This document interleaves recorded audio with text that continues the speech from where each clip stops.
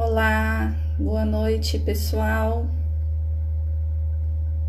Estamos começando mais uma live especial, quase relâmpago.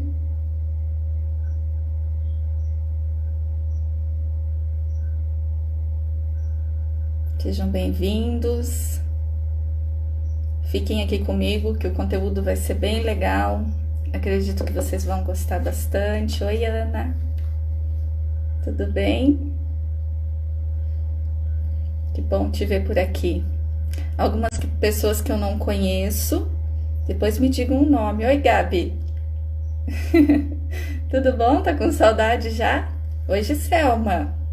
Que chique, olha minha tia me assistindo. Sejam bem-vindos. Estou muito feliz, emocionada com o conteúdo que eu trouxe para vocês. Muito inspirador. Podem participar, fazer perguntas também, como em todas as outras, tá? Eu pensei em fazer essa live, né? Não estava programada dentro da minha rotina de trabalhos na internet, né?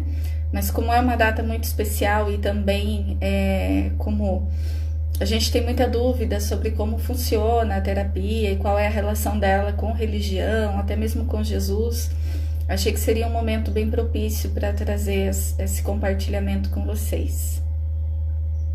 Então, nós vamos esperando o pessoal chegar. Depois, se vocês tiverem perguntas, contribuições, é super bacana também. Já tá com saudade, né, Gabi? A gente fez uma live junto semana passada, que já tá lá no... Não, foi essa semana. Tá lá no YouTube, quem quiser ver. A gente falou sobre quem sou eu, qual o sentido da minha vida. Foi muito legal, muito proveitosa. Tem bastante conteúdo legal que a gente tá tendo oportunidade de compartilhar esses dias que nós estamos em casa. Eu tô aqui no meu cantinho, no silêncio do meu quarto.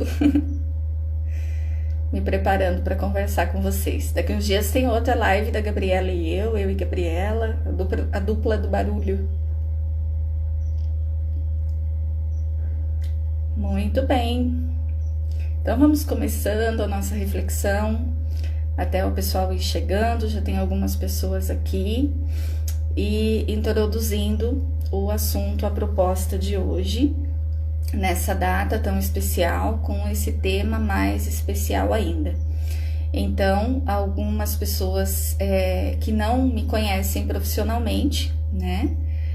Que bom, Gabi. Recebeu vários feedbacks, muito legal. Algumas pessoas que não me conhecem profissionalmente, né? Há quase 10 anos eu trabalho com terapia transpessoal. Comecei com técnicas holísticas, né? A minha primeira técnica, o primeiro curso que eu fiz foi de Reiki.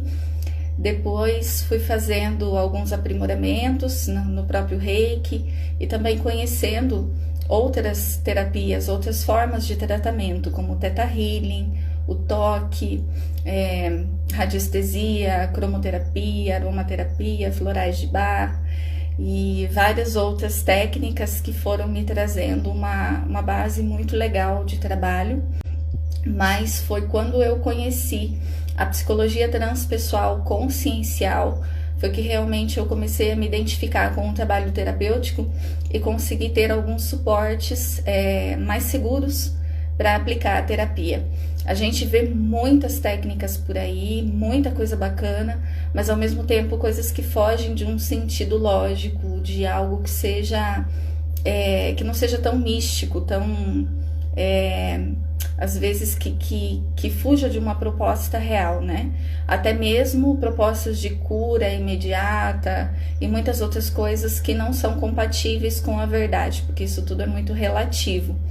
Então, a psicologia transpessoal, ela me auxiliou a ter essa referência da transcendência, né? Que nós não somos um corpo, nós estamos num corpo, passando por uma experiência, né, no plano físico, mas que, acima de tudo isso, nós somos espíritos, filhos de Deus, e somos todos iguais, e estamos aqui para aprender, para evoluir, e aprendemos e evoluímos através das ferramentas que a vida nos dá, que são os nossos familiares, o nosso trabalho, o nosso corpo físico, as nossas enfermidades e assim por diante. Então, a partir disso, né, que eu comecei realmente a conseguir aplicar essas técnicas através desse fundamento, que até a gente tratou na live passada, que fala sobre quem sou eu e qual o sentido da minha vida, qual o propósito da minha existência, o que eu estou fazendo aqui e tudo mais. Então, foi nessa busca que eu conheci dentro da terapia Jesus. E foi um reencontro maravilhoso, ao qual assim eu continuo mergulhando cada vez mais. Eu já conhecia, claro, né, a história de Jesus através da religião, mas na terapia eu pude aprofundar um pouco mais e trago ela com bastante gratidão e com bastante confiança para o ambiente terapêutico, justamente por sentir e acreditar que Jesus foi um terapeuta por excelência.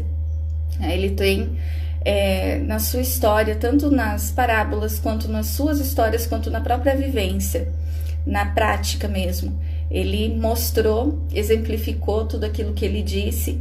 Então é grandioso conhecer e saber quais eram as ferramentas, os artifícios de Jesus para todo esse processo de cura, para essa conexão que ele tinha com as pessoas que passavam por ele e que permanece até hoje, né? Tantos anos depois, mais de 2000 anos depois, quando a gente se permite, nós ainda entramos em contato com essa vibração de Jesus. Então, na terapia transpessoal, nas linhas holísticas, a gente estuda muito sobre a questão de vibração, né? Que nós somos energia, nós somos seres energéticos, o nosso corpo é uma energia condensada, mas a nossa essência, ela é energética. E nós sentimos a vibração das pessoas, até mesmo a gente tem aquela percepção, né, de quando a pessoa não é muito legal, ou quando a gente chega em um ambiente que de alguma forma a gente sente que a energia não está muito boa. Isso é percepção da vibração do outro. E Jesus fazia isso à distância, né, através do pensamento somente, e tanto quanto ele sentia, ele dava também comandos de cura, né? Que hoje a gente aprende nas técnicas como no Theta Healing, por exemplo, a acessar os planos superiores, o reino de Deus, né? O fluido universal e canalizar ele através da conexão e da vibração e transferir para as pessoas que buscam esse atendimento terapêutico. Então isso é feito de várias formas. E Jesus, ele tinha um campo energético, uma aura extremamente magnética. Disse que dava para sentir a quilômetros, né, a presença energética de Jesus. Oi, Ricardo, tudo bem? Seja bem-vindo. Então, oi, Júlia, que legal, quanta gente chegando, a Carol, Flávia. E então Jesus ele mantinha, né, essa magnitude, essa serenidade, essa vibração elevada, porque ele estava 100% do tempo conectado com a energia do amor, do nosso Pai Criador, né? Então, tanto que ele dizia isso, né? Eu estou no Pai e o Pai está em mim. E o que significa?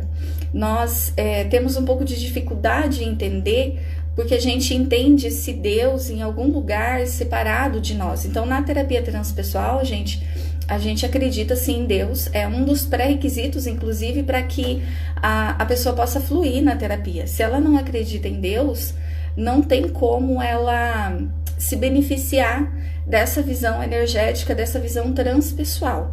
É isso que difere até mesmo a terapia transpessoal, a psicologia transpessoal, da psicologia tradicional, né? Por ter essa visão de que nós somos seres transcendentes. Então, nós somos, sim, filhos de Deus, todos, sem exceção, desde, né, das criações lá do reino mineral, animal, vegetal e hominal. Todos nós estamos aí na mesma origem essencial, digamos assim. E a partir disso, né, com essa conexão que nós temos com o Criador, somos frutos da criação divina, então é natural que a gente sinta e possa perceber como que o Pai está em mim. Porque se eu sou filho de Deus, se eu tenho a mesma matéria-prima, né? Se a gente for olhar pelo olhar biológico, Deus não é um ser, biologicamente falando, instalado em algum lugar. Ele é a energia, ele é a energia do amor. É como se a gente estivesse num aquário, imerso num aquário. E esse aquário, a água que está ali nos permeando é o próprio Deus. E aquela água que está nas nossas células, nós não somos 70% água, é Deus agindo dentro de nós. Então a gente converte isso para uma visão energética, espiritual. É por isso que nós estamos em Deus e Deus está em nós. É essa a analogia. Porque todo o sentido da criação, toda a capacidade que nós temos como filhos do Criador está em nós. Até mesmo a capacidade de nos curarmos, né? É por isso que... Oi, Aline, seja bem-vinda. É por isso que nós temos a capacidade de ser o nosso próprio terapeuta, assim como Jesus fez. Então, por isso que as passagens dele, para mim, são tão tocantes, e eu trago como exemplo, né? Jesus disse que ele era nosso irmão, que ele era nosso irmão mais velho, e que tudo que ele podia fazer, a gente também podia fazer e muito mais. E esse muito mais depende do nosso acesso, do quanto a gente se permite conhecer a nossa capacidade e o nosso valor e o nosso potencial enquanto filho de Deus. Às vezes a gente se apega nessa ideia de potencial material, né? Do nosso mundo da matéria, o nosso poder enquanto ação de status ou até mesmo os nossos títulos, diplomas, o dinheiro e tudo mais, né? O cargo que a gente assume. Não é desse poder que eu falo, é do poder de sermos seres transcendentes e da gente ter dentro de nós a nossa capacidade de cocriação. Então tudo aquilo que nós vemos que foi criado pelo homem, né? Que não foi criado por Deus, ou seja, a gente vê os aviões, a tecnologia, as próprias nossas casas que foram evoluindo com o tempo, tudo que nós somos capazes de fazer, nós fazemos com a energia criadora, com a energia criativa, que faz parte da nossa natureza. Assim como Deus nos criou e criou, existe tudo que está ao nosso redor, que nos dá a capacidade da vida, o corpo físico, as funções da biologia e tudo mais, nós somos co-criadores, capazes de criar outros seres, inclusive, né? O homem e a mulher, unindo as suas vibrações, unindo o seu potencial, criam outros seres, outro corpinho. A alma, a essência que vive nesse corpinho é a criação divina. Mas é como se a gente permitisse a morada desse ser para que ele venha habitar o corpo físico. Então, tudo isso é aceitável na terapia, né? A gente tem como bases de análise, de reflexão, não são simplesmente teorias infundadas, místicas ou que fogem de uma razão, de um bom senso. E a partir disso a gente encontra muito consolo, muita orientação, muito esclarecimento para aqueles que procuram a visão da terapia transpessoal. Oi, Bilila, achei que você não ia vir me ver hoje. Tudo bem? Fiz esse tema pensando em você também. Sei que você vai gostar muito. Então, quando Jesus, ele se permitia, quando ele estava perto das pessoas, né?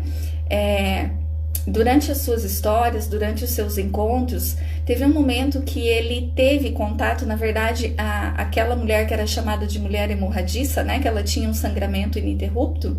Quando ela teve contato com Jesus, quando ela tocou as vestes dele, a magnitude dele, a vibração que ele emanava era tão intensa que bastou para ela tocar na roupa dele, para que ela fosse curada. Então ele disse para ela que foi a fé dela que a curou. Significa que Jesus não tinha o potencial de curar? Claro que não, mas ele transferiu para ela a responsabilidade pela escolha, porque a história nos diz, né, que muitas pessoas foram curadas por Jesus, mas grande parte delas, mais de 90% delas, não se permitiram ficar curadas pelos seus comportamentos, pela forma como elas se movimentavam, pelos seus vícios, pelas escolhas que faziam. Então a cura é uma escolha, Nós não nascemos para ser doente, nós não nascemos para ter dor, nós não nascemos para viver em sofrimento. Isso parece tão estranho, né? Vindo de um mundo onde a gente olha as notícias, a gente olha para fora da janela de casa e parece ver muito mais destruição, muito mais dor do que amor. Mas isso é uma consequência das nossas escolhas, muitas vezes escolhas subconscientes. É por isso que é chamado de psicologia transpessoal consciencial, porque a nossa consciência pode despertar a ponto da gente perceber que escolhas está fazendo e o quanto a gente tem prejudicado a nossa existência através dessas escolhas. Então nós temos sim a capacidade de nos curar. A gente tem a capacidade de acessar o Deus que existe dentro da gente, através desse potencial divino que já é nosso, que é nosso patrimônio. E muitas pessoas que passaram aqui pela Terra trouxeram esse ensinamento antes mesmo de Jesus e depois dele. E a gente tem muitas experiências até mesmo dentro da própria terapia, de pessoas que se permitem, que encontram essa capacidade, esse amor dentro de si, a ponto de curar suas mazelas, curar as suas dores, de ressignificar os seus padrões de vida. E a gente vê isso claramente em tudo que Jesus nos disse. Tem uma frase muito conhecida que ele falou, né? Eu vim para trazer vida e vida em abundância. O que significa isso? A gente mantém muitas crenças limitantes que são desnecessárias. Então, quando Jesus falou da vida em abundância, ele falou de tudo que nós vemos na natureza hoje. Quando a gente planta um limoeiro no quintal de casa, esse limoeiro não escolhe se ele vai dar 5 ou 6 limões, dependendo da quantidade de pessoas que moram na casa. Ele oferece muita abundância.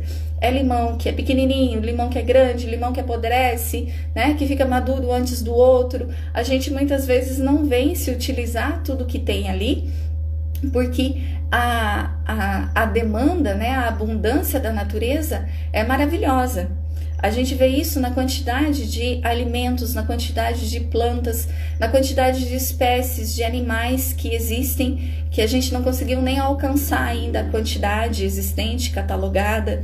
Então a natureza é abundante. Deus nos trouxe para que a gente não viva com pequenas coisas, com mediocridade. E o que faz com que a gente viva nessa mediocridade são as crenças limitantes que nós ainda mantemos. Tanto no nível social, nós temos muitas crenças sociais, mas também crenças sistêmicas que nós trazemos da nossa história familiar. Os nossos familiares, os nossos antepassados passaram sim por muita dor, por muita dificuldade, por escassez, por fome. Hoje muitas pessoas ainda vivem nessa condição no planeta Terra, mas essa não é a nossa destinação. Nós fomos criados para viver tudo que a gente merece viver. E aí a gente vai buscar muitas vezes esse merecimento em coisas vazias, em coisas superficiais ou em preenchimentos mundanos, né? Que a vida material aparentemente vai nos trazer, mas que não preenchem aquilo que é essencial. É por isso que muitas vezes a gente tem aquela sensação do vazio existencial, da falta de sentido, porque a gente busca preencher o nosso sentido na matéria, em coisas, exatamente em coisas, naquilo que a gente tem. Então, e pode ser até mesmo em pessoas. Tem muita gente que pensa que só vai ter sentido na vida, só vai se sentir realizado quando tiver uma profissão, ou quando tiver aquele carro que sonha, aquela casa, ou a condição financeira, ou só vai se sentir realizado quando tiver um filho, casar, fazer determinadas viagens, ou concluir um projeto. É claro que tudo isso é muito bom, né? Nós precisamos sim viver de tudo que a Terra tem para nos oferecer, mas o que é realmente preenchedor, o que é essencial, não é o que está no reino de Deus, não é no que está na matéria, sim no reino de Deus, né? É naquilo que sustenta toda a nossa existência. Então as coisas elas só vão fazer sentido quando a gente buscar o que está além. E é isso que faz muitas vezes a gente ter depressão, ansiedade, síndrome do pânico, tudo que gera esse sentimento de vazio, esse descontentamento do que não está sendo preenchido na vida material. Então foi por isso que Jesus disse que nós podemos sim ter vida em abundância, que o ensinamento que ele nos trouxe é esse, e que essa vida em abundância ela não depende do que eu tenho fora, mas ela se movimenta a partir do que eu tenho dentro. A Gabi está dizendo que a sociedade impõe, e nós vamos nas crenças que somos impostos, né? E aí, essa imposição que a Gabi comentou, ela se mantém porque a gente ainda escolhe a mesmice, né? A normose, que nós chamamos dentro da terapia, que é aquele efeito manada, seguir aquilo que as pessoas, que a sociedade vai dizendo que é certo, o que é o melhor, o que é normal. Então, o que Jesus veio nos mostrar? Que é fora da normalidade, é fora daquilo que parece tão comum, que a gente vai encontrar o que é essencial. E não seguindo as normas, seguindo as regras. Porque enquanto a gente está se preenchendo do que as regras e as normas nos impõem, a gente está no vazio. Vejamos, por exemplo, as redes sociais, né? A gente vê o Instagram, uma ferramenta maravilhosa, a partir dele que nós estamos aqui conversando, mas é uma ferramenta onde se prioriza a imagem. E a gente, às vezes, vive numa incansável necessidade, chamada de chata. Você não é chata. Só senti sua falta. Às vezes a gente vive numa necessidade de mostrar para os outros que está bem, que está feliz, que está bonito, que tem uma casa legal, que viaja todo ano, 2, 3 vezes por ano. Então, nós utilizamos de muitas ferramentas. Ela disse que foi chamada de chata porque só pensa em terapia. Ela está disseminando a terapia por aí e não está sendo muito bem vista, né, Bi? Mas conta para eles a sua transformação maravilhosa, linda, que aí eles vão entender. E é isso, é sair da normalidade. Tá todo mundo com medo? Vamos atrás do medo. Tá todo mundo, né, falando tal coisa? Vamos atrás disso porque é verdade. E a verdade, ela tá acima de tudo isso. E tem uma outra frase, né? Eu vou me lembrando aqui das passagens e do quanto é profundo os ensinamentos de Jesus, que ele diz: conheceis a verdade e a verdade vos libertará. A gente fica às vezes aprisionado àquilo que parece ser verdade, porque vamos e convenhamos, né? O que é verdade para um não é verdade para outro. A gente ainda não percebeu o quanto é diferente as perspectivas que nós vivemos. O que eu tô vendo agora é uma perspectiva totalmente diferente do que vocês estão vendo. Se eu subir no topo de um prédio e olhar para baixo e ficar brigando com a pessoa que tá lá embaixo, porque ela não tá vendo o horizonte que tá na minha frente, talvez o barquinho que tá lá no meio do mar que eu consigo enxergar e a outra pessoa não, aí a gente entra nessa luta de tentar provar que a minha perspectiva é melhor do que a perspectiva do outro. E isso faz com que a gente fuja da verdade. Porque se a gente acha que é detentor da verdade, é justamente o aprisionamento da ignorância. Porque a verdade ela é muito ampla, ela depende de quem está vendo. Eu sempre costumo dar o exemplo de uma mãe que vê o filho, né, que teve a experiência do filho assassinar uma outra pessoa. A verdade dessa mãe é uma. A verdade da mãe que teve o filho assassinado é outra. A verdade do assassino já é outra. A verdade de quem foi assassinado é outra. E a verdade de quem vê acima de tudo isso, numa perspectiva mais elevada, consegue ver um cenário totalmente diferente. Então, quando a minha verdade é que a pessoa precisa ser punida, ou que a pessoa está certa, ou que ela está errada, definitivamente isso não é verdade. Isso é muito mais uma imposição do ponto de vista da perspectiva pessoal e do ego, do que a pessoa quer que seja, daquilo que ela acha melhor, do que a verdade em si. Seria ótimo se todos fizessem terapia, né, Aline? Porque a terapia, ela tira a gente da escuridão que nós vivemos. A gente passa a perceber muitas coisas. Não é necessariamente que os problemas deixam de existir, mas a gente aprende a lidar com os problemas de uma forma diferente. A gente aprende a dosar a forma como nós lidamos com ele. Você não liga, né? Porque não sabem os benefícios que a terapia traz. Então, é só quem se permite experimentar e ser muitas vezes seu próprio terapeuta, porque é esse movimento de a gente estar despertando a nossa consciência, de estar vigilante, alerta, percebendo que existem muitas coisas que estão além dos nossos olhos, como essa questão da verdade. A verdade, ela não é patrimônio de ninguém. E aí, quando a gente não aceita a verdade do outro, nós estamos em embate, nós estamos na dificuldade da empatia, de reconhecer que o outro tem uma visão que talvez é menor do que a minha, ou talvez seja maior, e eu mantenho, movimento essa pequenez porque eu quero impor a verdade que eu coloco. Então foi com muita maestria que Jesus trouxe essa reflexão para a gente, de olhar além do que nós percebemos com os olhos materiais, além do que a gente vê no mundo, essa visão da transcendência, né? Do ser consciencial, que a terapia, sim, não todos os terapeutas, acredito, mas que eu adotei com muito carinho, porque é o que me ajuda muito a auxiliar as pessoas e também me auxiliar nas minhas dúvidas, no meu tratamento terapêutico, que eu venho fazendo também há bastante tempo. Gabi, outra verdade para tudo que achávamos certo. Então, a gente vai desconstruindo muitas coisas que pareciam certas e que de outras perspectivas a gente vê que são diferentes. Jesus, ele trazia uma amorosidade tão grande, que ele não julgava ninguém. Ele fazia análises, ele fazia reflexões do comportamento e da vida das pessoas, mas ele não tinha o julgamento. Porque toda vez que a gente está julgando alguém, nós estamos olhando no espelho, né? Parece que não, mas poxa, como que é se olhar no espelho quando eu julgo? E o julgar é toda vez que a gente fala ou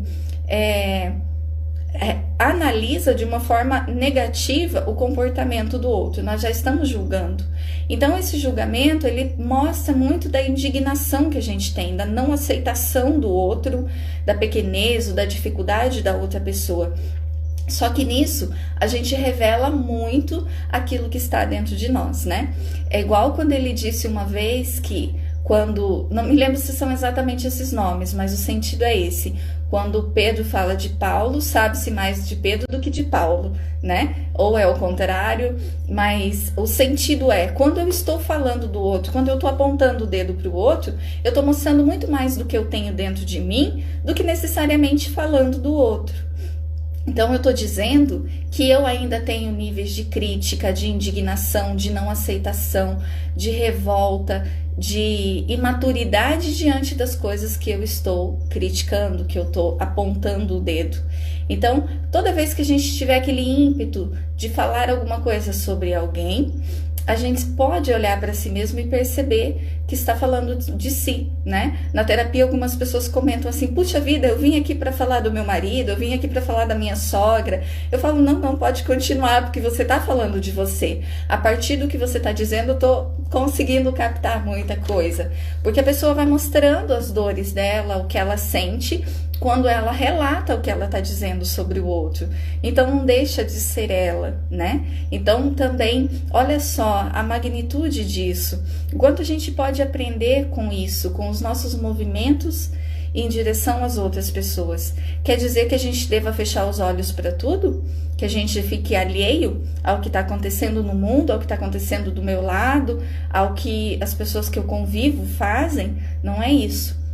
Mas a partir do que o outro faz, o que toca dentro de mim é referência para que eu me conheça. O que o outro faz é dele, né? Jesus disse que era necessário que houvesse o escândalo, mas ai de quem o causasse. Significa que ainda nós precisamos e podemos aprender através dos erros, mas aquele que está escolhendo ainda a atitude errada, a atitude equivocada, ele vai ter as consequências a partir do que ele precisa aprender e desenvolver com aquilo. Mas o que eu faço do que o outro faz é um problema meu. Então, a nível terapêutico, uma análise, uma reflexão mais profunda. Quando nós criticamos ou dizemos que uma pessoa tem que morrer porque ela assassinou alguém, em nível energético, de intenção, qual é a diferença entre quem diz e quem faz? Não é somente a ação de fazer? Não é só colocar em prática o desejo e a intenção que tem dentro de si? Aí a gente diz assim, eu falo, mas eu não teria coragem de matar alguém. Tudo bem, mas se aquela pessoa morresse, você de certa forma ia ficar contente. Será que isso também não é uma Não é um sentimento que ainda precisa ser trabalhado dentro da gente, de que a punição, de que o ódio, de que a dor do outro é a maior punição que ele precisa viver? Porque nós não precisamos passar por dor para aprender as coisas, né? Nós temos o caminho do amor e temos o caminho da dor, que é o que 99% de nós ainda escolhe, e 100% das nossas experiências a gente espera passar pela dor para escolher vir para o caminho do amor, até para escolher procurar a terapia, né? Então, não é necessário. A gente pode escolher sim pelo caminho do amor. A Bilila sempre brinca comigo, que é minha cliente há um tempo. Ela fala: Dani, você vai me falar ou vai me deixar passar pela experiência? Porque uma vez eu quis falar para ela o que seria, né, o caminho mais adequado. Ela falou: não, eu prefiro experimentar. E passou pela experiência e não gostou muito. Nós fazemos isso. Então, hoje, por isso que ela falou da transformação que ela teve. Porque ela escolhe se ela quer passar pela experiência ou não. Se erra, pelo menos já é consciente. Pelo menos ela sabe que poderia ter ido por um caminho mais leve, mais suave. E fazer escolhas amorosas não é fácil. Ainda para nós não é fácil. A gente precisa ter um esforço grande. Eu me ferrei. Mas já não se ferra mais. Quem sabe se ferre de novo logo logo, mas faz parte da experiência, né? A gente trupica, levanta, aprende, porque os erros, eles não devem ser vistos como freio. Eles devem ser olhados como aprendizado. Sabe aquela palavra que a gente ouve chamada pecado, que nós conhecemos na religião? Então, na terapia a gente conhece o sentido real de pecado. Pecado significa errar o alvo. Então, se a gente erra o alvo, se a gente não acertou muito bem aquela flechada: oi, Zinete, tudo bem? Que bom ter você aqui. Se a gente errou aquela flechada naquela atitude, naquela escolha, é possível refazer e aprender o que eu preciso ajustar. Qual é a rota ali que precisa ser mais elaborada para que eu continue a fazer as minhas tentativas, né? E o erro, ele não deve servir para que a gente se puna. Então, tem uma outra passagem de Jesus que traz uma reflexão consciencial transformadora, que eu uso muito na terapia, quando a gente sente aquele nível de culpa, sabe?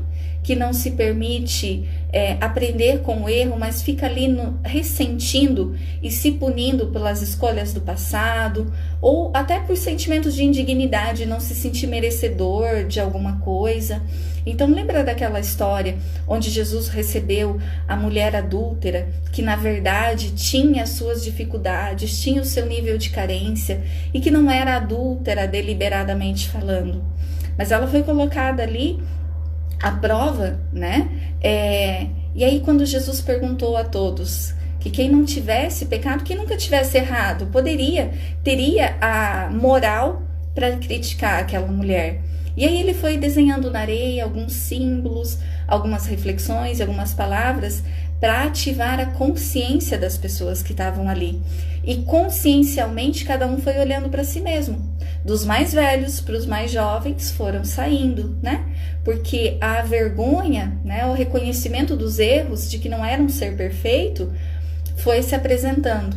E então a mulher ficou sozinha e Jesus perguntou para ela onde estavam os acusadores dela. E ela disse que tinham ido-se todos. E ele disse para que ela fosse também, né? E não voltasse a errar. Para que ela refletisse nas escolhas que ela fazia. Para que ela usasse aquilo como lição.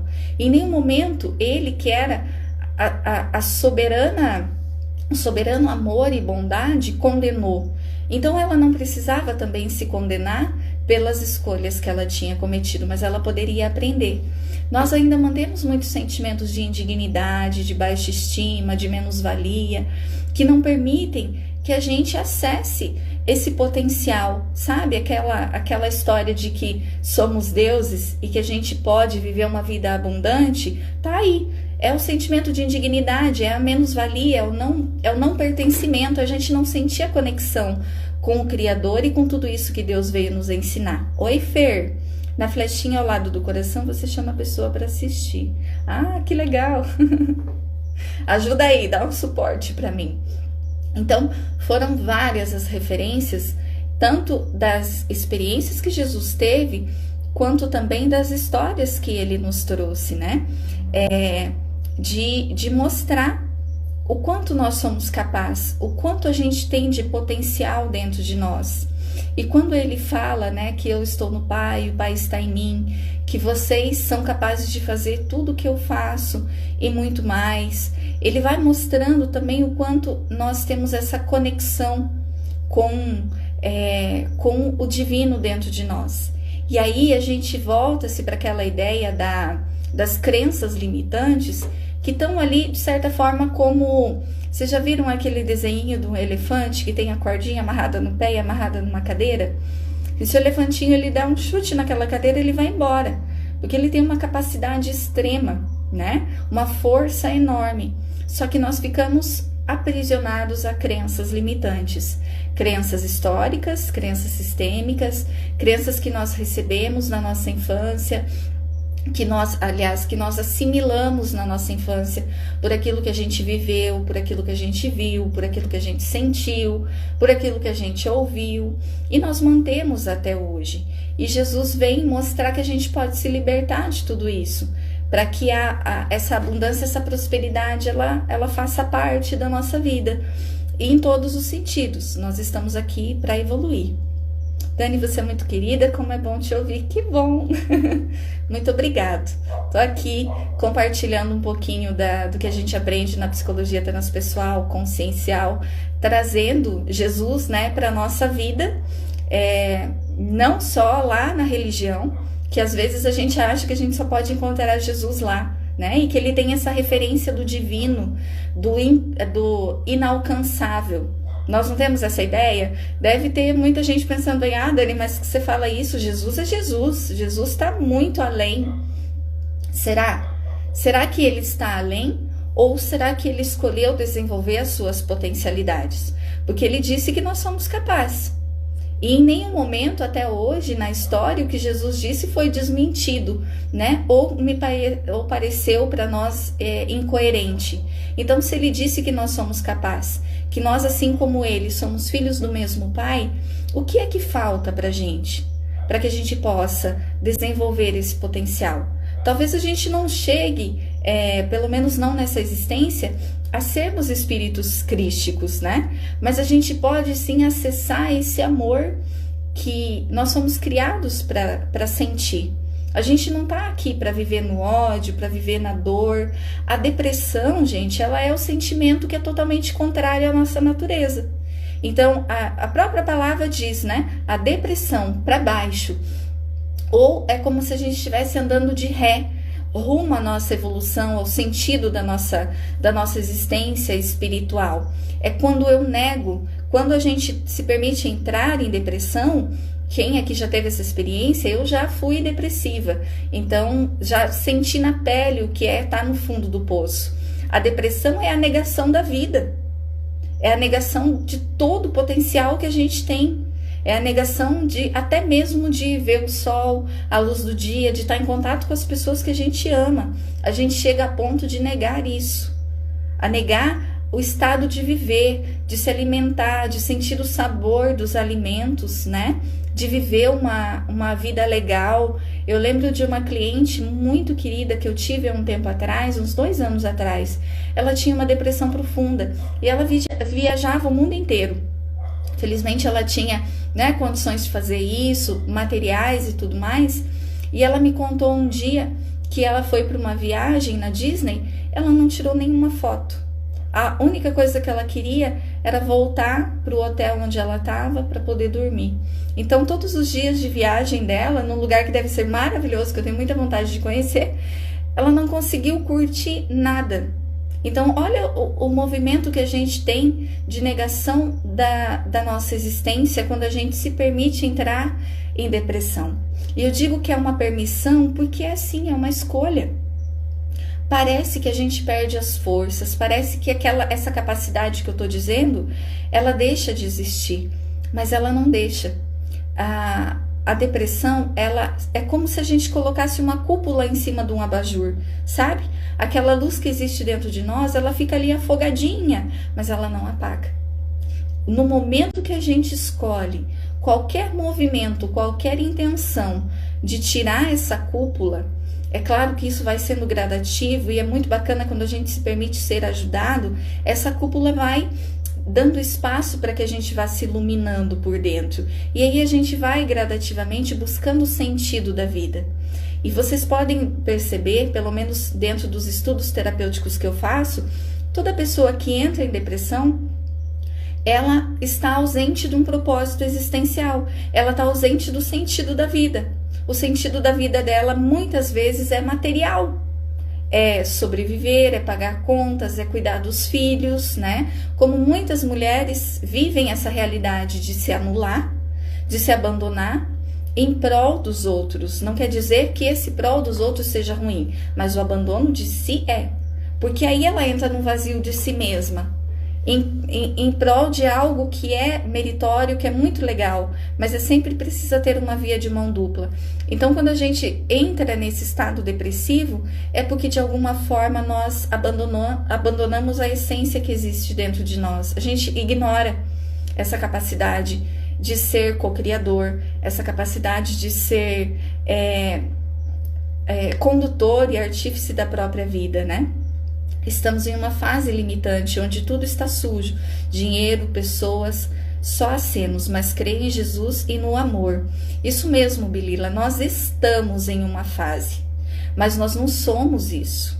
Porque é que Jesus, em nenhum momento, ele criticou, julgou, condenou. Quando Judas, erroneamente hoje, eu peço licença para fazer esse comentário, é visto como um traidor, ele tinha uma intenção muito positiva, só que mal direcionada, sabiam? A intenção de Judas, né, ainda na ignorância dele, porque Judas era um dos discípulos mais inferiores, falando no nível psicológico e moral. A intenção dele com Jesus era muito boa. Ele queria ter o poder e colocar Jesus à frente, né? Foi por isso que ele fez aquele acordo. E quando ele percebeu o equívoco que ele tinha feito, ele se suicidou. Poucas pessoas olham para isso na história, mas enquanto Jesus estava sendo crucificado, Judas tirou a própria vida por culpa. E claro, né, a gente entende que foi uma escolha, assim, muito infeliz da parte dele, mas a intenção dele não foi em nenhum momento prejudicar Jesus ou tomar o lugar dele ou nada parecido, mas pela ignorância que ele ainda vivia, ele permitiu ter aquele ato. E quando ele se aproxima de Jesus, né, para dar o beijo da morte, que a história conta, Jesus olha nos olhos dele e pergunta: "A que vens, amigo?" É como se ele dissesse assim: Judas, o que você está fazendo? Para e pensa. Veja se isso faz sentido, ainda dá tempo. Ele buscou ativar a consciência de Judas sabendo do que ia acontecer. Ele poderia ter fugido da experiência? Claro que sim, ele era Jesus. Mas ele escolheu se manter, né? Por toda a missão que ele tinha com nós, por tudo que ele nos mostrou, por todo o legado que ele deixou, ele escolheu se manter. Mas por que é que ele, mesmo ali na cruz, ele disse: Pai, perdoe, eles não sabem o que fazem? Porque ele sabia que atrás, aliás, por trás de toda aquela ignorância, existiam seres espirituais, filhos de Deus, totalmente capaz de se transformar, de evoluir, né? Deixa eu ver os comentários aqui de vocês. Ele ajudou tudo a acontecer, exatamente. E Jesus foi o buscar. Olha, a Bilila tá bem informada. Exatamente, Jesus, quando desencarnou, ele foi buscar o amigo. Ele foi buscar Judas, já no movimento de perdão, porque Jesus nem se ofendeu. Ele não ficou magoado, ele não ficou chateado, porque a chateação, a mágoa é o que a gente escolhe, é o que eu escolho receber do que o outro faz para mim. Então, isso também é tema de muita terapia, né? O que o outro faz para mim é baseado no que ele tem dentro dele, mas o que eu escolho fazer com o que o outro faz para mim é baseado no que eu tenho dentro de mim. Então, a ofensa é algo pessoal, Ninguém me ofende se eu não permitir. Ninguém me magoa se eu não permitir. É por isso que o outro vai ter as consequências dele, mas não é a minha punição, não é o meu julgamento, não é a minha indignação, o meu ódio que vai fazer com que isso aconteça, né? Isso é lindo, são poucas as pessoas que sabem disso. E ele saiu realmente como errado, e a gente usa até hoje, né, essa expressão de Judas Iscariote para criticar alguma pessoa pelos erros que ela faz, ou muitas vezes por ter traído ou mentido. E na verdade ele estava oferecendo do que ele tinha no coração. Todas as pessoas que erram, no fundo, elas têm uma intenção positiva, só que mal direcionada.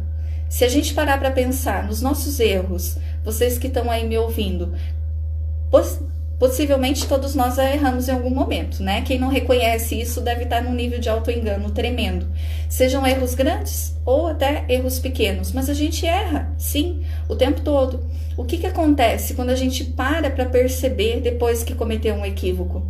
A sua intenção foi realmente de errar? Quando você, às vezes, criticou um irmão, brigou com alguém da família, fez alguma coisa que depois você percebeu, ou até mesmo na hora você percebeu que era errada. Se em algum momento você escolheu ser corrupto, pequenas ou grandes ações, qual era a sua intenção? A sua intenção não era se beneficiar, não era beneficiar alguém que você amava. A intenção é positiva. Agora, não significa que isso seja justificativa para os erros, não é isso. Mas é só para a gente perceber que ninguém tem a intenção deliberada de errar, ou de machucar alguém, ou de fazer mal para alguém. Sempre tem por trás dessa intenção algo positivo, algo que possa beneficiar a pessoa, mesmo que esse positivo seja egóico, mesmo que esse positivo seja ainda baseado em sentimentos inferiores. Como aprendi na terapia, sabemos o que temos dentro de nós. Isso é fantástico. Jesus ofereceu do que ele tinha. Por que ele não se ofendeu, ele não se magoou, apesar de ter sido insultado, apesar de ter sido crucificado, literalmente crucificado de todas as formas, em todos os sentidos? Porque não tinha matriz dentro dele. É como se a gente falasse numa pecinha de quebra-cabeça, sabe? Então o outro me oferece uma pecinha. Se essa pecinha não encaixa dentro de mim, eu ignoro aquilo, ou eu aprendo com aquilo, ou eu desenvolvo a compaixão pelo outro, eu tento pensar, puxa, o que levou ele a agir assim? Agora, se a pecinha encaixa, aí é porque eu preciso aprender com ela, porque de alguma forma eu atraí aquela pecinha para mim. E é isso que nós vivemos diariamente, né? Então, essas passagens de Jesus e toda essa simbologia que a gente traz para a visão terapêutica, ela nos ajuda nessa libertação, para a gente sair dessa ideia de que nós não somos capazes, de que a gente não pode ter o domínio da nossa vida, da nossa felicidade, mantendo as crenças de que nós estamos aqui para sofrer, de que a vida é dura mesmo, que tudo é para ser difícil, que tudo é para ser pesado. Se a gente perceber, de forma inconsciente, nós movimentamos essa ideia de que a vida é difícil, não é? Questões financeiras, de que precisa trabalhar muito para ter dinheiro, até mesmo crenças limitantes em relação a pessoas que têm dinheiro, a saúde, a ideia de que nós trazemos até do exemplo de Jesus, que o sofrimento é o que nos eleva. Não é verdade. O sofrimento não nos eleva. O que eleva é o quanto a gente escolhe aprender com as nossas experiências. A Isinete está dizendo que cresceu acreditando que Judas foi um traidor e mau. Fico sempre muito emocionada quando alguém fala dele com amor. E Judas, ele tem uma história linda com Jesus, né? E antes, durante e depois da sua experiência com Jesus. Então é fantástico conhecer isso nas biografias transpessoais, né? Que contam essa história lindamente. Então tem sim muitas coisas boas por trás daquilo que a gente acha negativo. Então tem muitos Judas por aí que a gente não está percebendo o valor que eles têm. Será que muitas vezes a gente também não se coloca na vida como Judas, se punindo, se condenando, ainda se sentindo indigno de viver coisas maravilhosas que a gente pode viver se a gente se conectar com o nosso propósito existencial, com tudo aquilo que Jesus veio trazer, né? O reino de Deus para a Terra.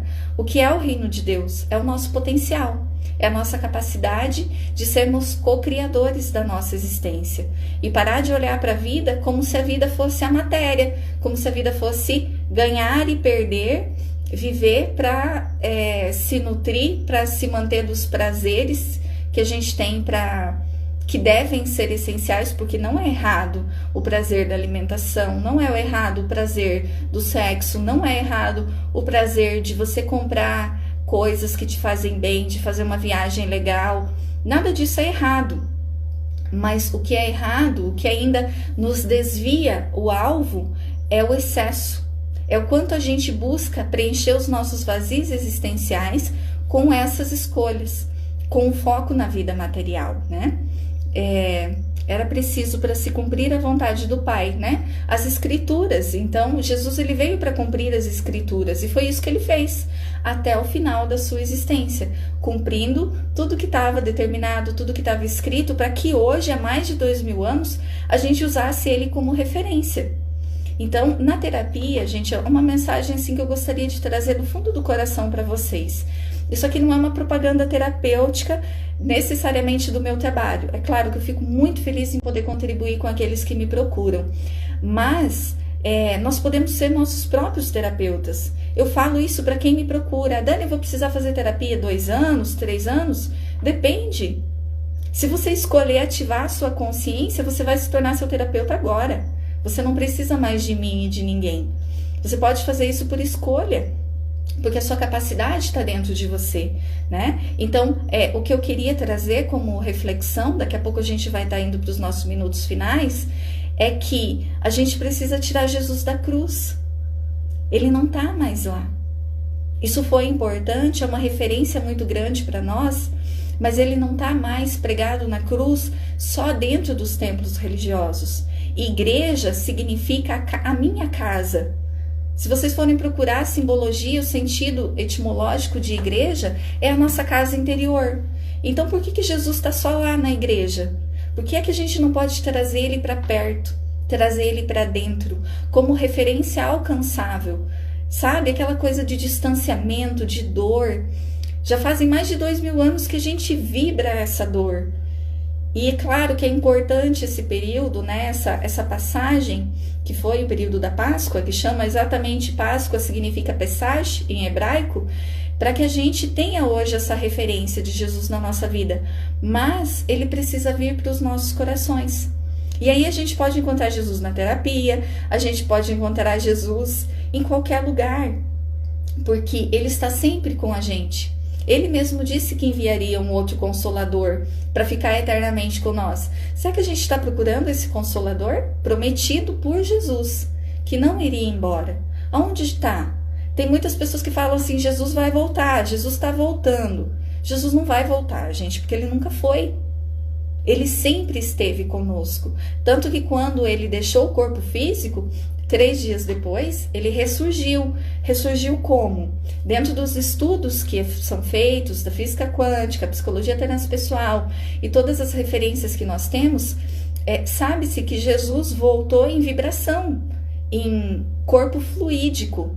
Ele não voltou em matéria. Não que ele não podia, não é isso. Ele até poderia se ele quisesse.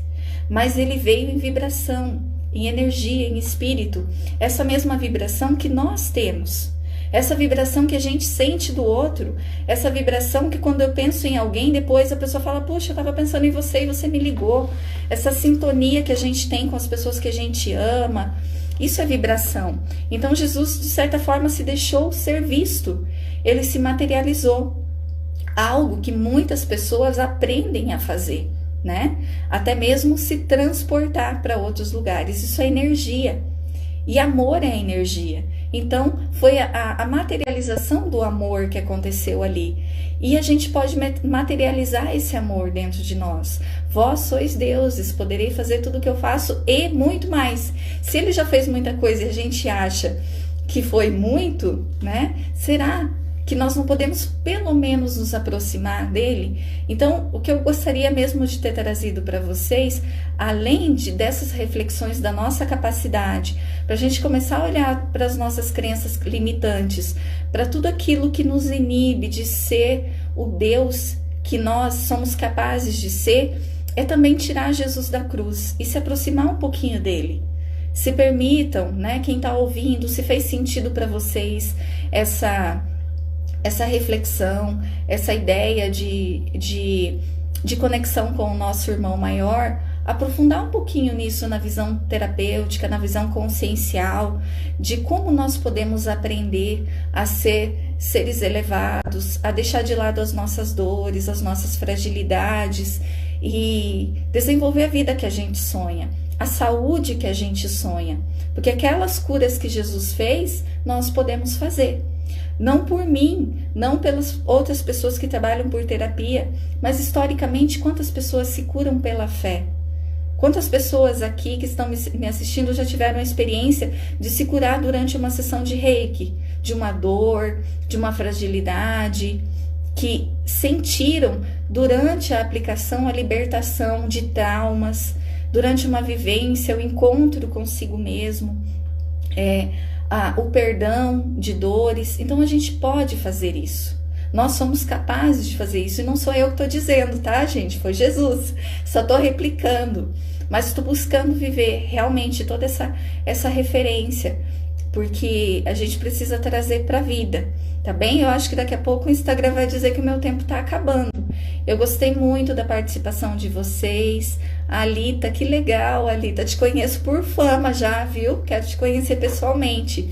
Seja bem-vinda aqui à minha live. Se alguém tiver alguma pergunta, caso caia a nossa conexão daqui a pouco, quiser conversar comigo no direct, talvez ter indicações de livro ou algo assim, estou à disposição com bastante carinho. A Bilila está dizendo que muitas vezes ela teve já muitas experiências realmente de sentir, porque isso faz sentido.